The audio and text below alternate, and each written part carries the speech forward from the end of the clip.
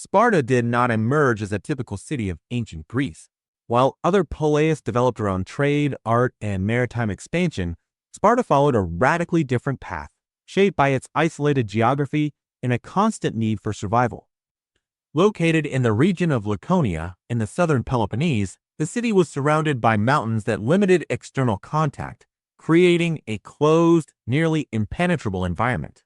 This natural isolation not only protected Sparta from frequent invasions, but also deeply influenced its collective mindset, favoring a culture turned inward, rigid, and highly disciplined. The origin of this model traces back to the arrival of the Dorians, a warrior people who invaded the region around the 12th century BC. Upon conquering the territory, the Dorians did not merely dominate the local population, they established a social structure based on force and absolute control.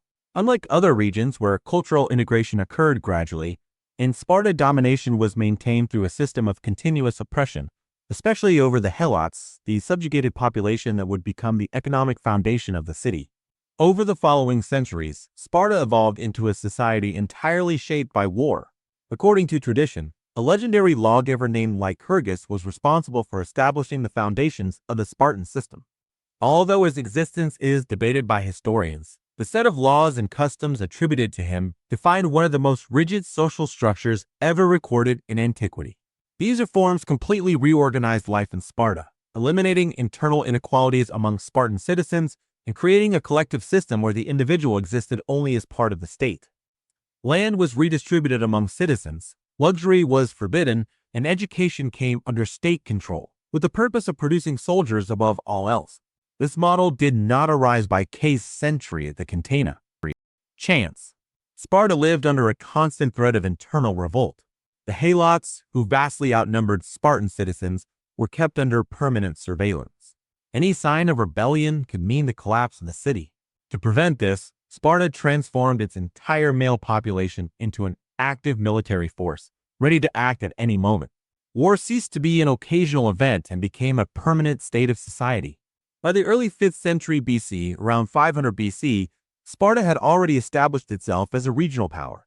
Its influence extended across much of the Peloponnese through a combination of strategic alliances and military dominance. The Peloponnesian League, led by Sparta, brought together multiple cities under its influence, forming a network of power that directly contrasted with the more open and commercial model of cities like Athens. This opposition between Sparta and other Greek polis began to define the balance of power in the Greek world. While Athens grew as a cultural and economic center, Sparta strengthened itself as the primary land-based military power. This duality created constant tension, which over the following decades would evolve into open conflict. But in 500 BC, Sparta represented something deeper than just a military power. It was a society entirely structured to resist, control, and survive. Every aspect of life, from birth to death, was shaped by this logic. Newborns were inspected by elders, and those deemed weak were discarded, ensuring that only the strongest would survive to serve the state. Children were taken from their families at a young age to begin rigorous training, preparing for a life of extreme discipline. Even marriage and family life were subordinated to the interests of the city. Individual identity practically did not exist. In its place was a collective sense of duty, honor, and obedience. Sparta did not seek innovation or cultural expansion. Its objective was internal stability and military superiority. And at that specific moment in history, this model appeared to function perfectly. The city was feared by its enemies, respected by its allies, and seen as an extreme example of social organization. But beneath this appearance of absolute strength, there was a silent fragility. A system that depended on constant control, permanent surveillance, and an entire population dedicated to war could not afford to fail. Any rupture could trigger irreversible consequences, and it was precisely this unstable balance that would define Sparta's fate in the years to come. In the early 5th century BC, Sparta had already reached a level of internal organization that made it one of the most structured and, at the same time, most rigid societies in the Greek world. Unlike other city-states, where political changes were frequent and internal disputes shaped power, Sparta operated as a carefully balanced system designed to prevent instability at any cost. At the center of this system was a unique political structure composed of two kings who ruled simultaneously. This dual kingship was not a sign of division, but a deliberate strategy to prevent excessive concentration of power. While one king could lead military campaigns, the other remained in the city, ensuring continuity of governance.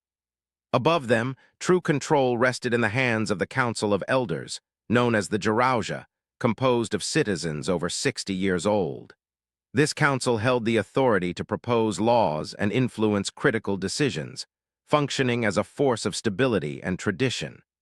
Complementing this structure were the ephors, 5 magistrates elected annually who possessed extraordinary powers, including the ability to oversee the kings themselves. This system created a network of constant internal surveillance, where no authority stood completely above the others. It was a model designed not for innovation, but for absolute control. But the true foundation of Spartan society was not only its political system, but its extremely rigid social division. At the top were the Spartans, also known as Spartiates, the only ones considered full citizens. They were a military elite, trained from childhood and dedicated exclusively to war and state administration. Below them were the Perioeci, free men who lived in the surrounding regions. Unlike the Spartans, the Perioeci did not participate in government, but they were essential to the economy. They worked as artisans, merchants, and producers, maintaining activities that Spartans avoided. At the base of this structure were the Helots, the largest portion of the population. They were a subjugated class tied to the land, responsible for the agricultural production that sustained the entire society. Without the Helots, Sparta simply could not exist. But this dependence created constant tension. The Helots vastly outnumbered the Spartans, turning every moment of peace into a potential threat. To maintain control, Sparta developed brutal mechanisms of repression. One of the most extreme was the Crypteia, a practice in which young Spartans were secretly sent out to eliminate any Helot considered dangerous. This system not only controlled the subjugated population, but also served as part of the psychological training of future soldiers. Fear was a tool of governance, applied in a systematic way. Within the city itself, life followed a highly regulated routine. Luxury did not exist. Houses were simple, clothing was standardized, and even food was controlled. One of the most well-known symbols of this lifestyle was the mandatory communal meal, where citizens gathered to share simple food, reinforcing discipline and equality. There was no space for individualism or display of wealth. Everything was designed to maintain social cohesion and prevent internal division. Spartan women also held an unusual role compared to other Greek cities. Embora elas now participasem de politica, tinem mais autonomia do que suas contrapartes outros lugares. Elas eram responsáveis por administrar propriedades não acerca dos homens e eram encorajadas a manter uma forte condição física, pois acreditava-se que isso produziria crianças mais fortes. This perspective reinforced the central logic of society. Everything revolved around strength, endurance, and the continuity of the state. In 500 BC, Sparta functioned like a perfectly calibrated machine. Every element, from its political system to its social structure, was aligned to ensure stability and control. But this efficiency came at a cost. The city depended on an extremely delicate balance. Any failure in controlling the Helots, any internal division, or any significant external threat could expose the fragility of this system. And although Sparta was seen as invincible, its own rigidity was beginning to become a limitation. While other cities evolved, innovated, and adapted, Sparta remained locked in a system that did not allow change. This resistance to transformation guaranteed its strength in the short term, but also planted the seeds of future challenges. In 500 BC, Sparta's strength was not measured only by its political structure or social organization, but by the brutal efficiency of its military system. Unlike any other Greek city, Sparta did not train soldiers, it produced warriors from birth. This process began with the agoge, the rigorous state education system that shaped every Spartan citizen for war. At the age of 7, boys were taken from their families and placed into a collective environment where comfort, affection, and individuality were stripped away. The objective was not only to teach combat, but to eliminate any form of emotional weakness. Hunger was used as a learning tool, encouraging young boys to steal food not as an act of rebellion, but as a test of skill and stealth. If they were caught, they were not punished for stealing, but for failing. Physical pain was constant. Punishments, extreme challenges, and harsh conditions were part of daily life. They slept on improvised beds made from reeds they gathered themselves, and were exposed to cold and scarcity to build resilience. This training did not just create strong soldiers, but individuals completely conditioned to discipline and absolute obedience. Internal competition was encouraged, creating an environment where only the most resilient stood out. Those who could not keep up were marginalized or excluded, reinforcing the idea that only the strongest had value within society. As they reached adolescence, training became even more intense. Young Spartans were subjected to survival tests, espionage, and real combat situations.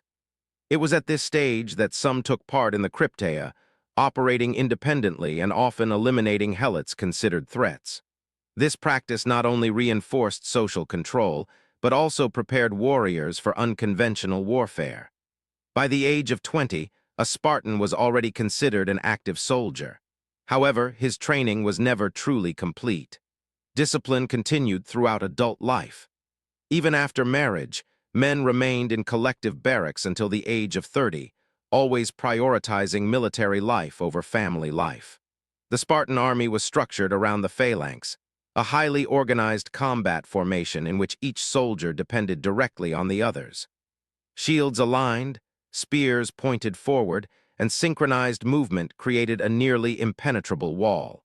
This formation required absolute trust among soldiers, since any individual failure could compromise the entire line. This interdependence reinforced the collective nature of Spartan society. There was no room for individual heroism. Victory depended on the cohesion of the group. This military model turned Sparta into one of the most feared forces in the Greek world.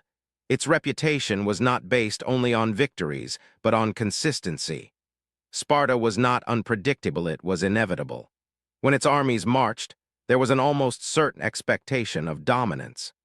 This military prestige solidified its position as leader of the Peloponnesian League, allowing it to influence strategic decisions across the region. However, this supremacy also created a dangerous dependency. Sparta's entire identity was tied to war. Its economy, education, and politics existed to sustain this model. Any shift in the balance of power, any evolution in military tactics, or any prolonged threat could place this system under pressure. While other cities experimented with new forms of organization and strategy, Sparta remained faithful to a model that, although extremely effective, was beginning to show signs of rigidity. Still, in 500 BC, these risks were invisible to many. What could be seen was an unmatched military power, a society capable of turning every citizen into a component of a perfectly synchronized war machine.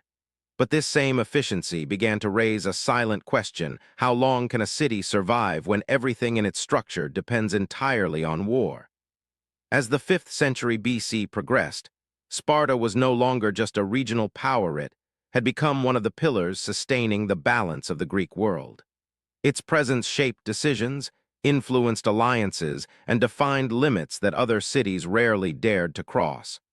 But this power did not exist in isolation. It was part of a larger system in which different polis competed for influence, territory, and prestige. In this environment, Sparta represented absolute land-based strength, while other cities, especially Athens, began expanding their influence through trade, culture, and above all, naval power. This duality between two opposing models created a growing tension that gradually reshaped the course of ancient Greece. When the Persian Empire began expanding toward Greek territory, Sparta was forced to position itself not only as a regional power, but as a defender of the entire Greek world. It was in this context that the Battle of Thermopylae took place, one of the most iconic events in Spartan history.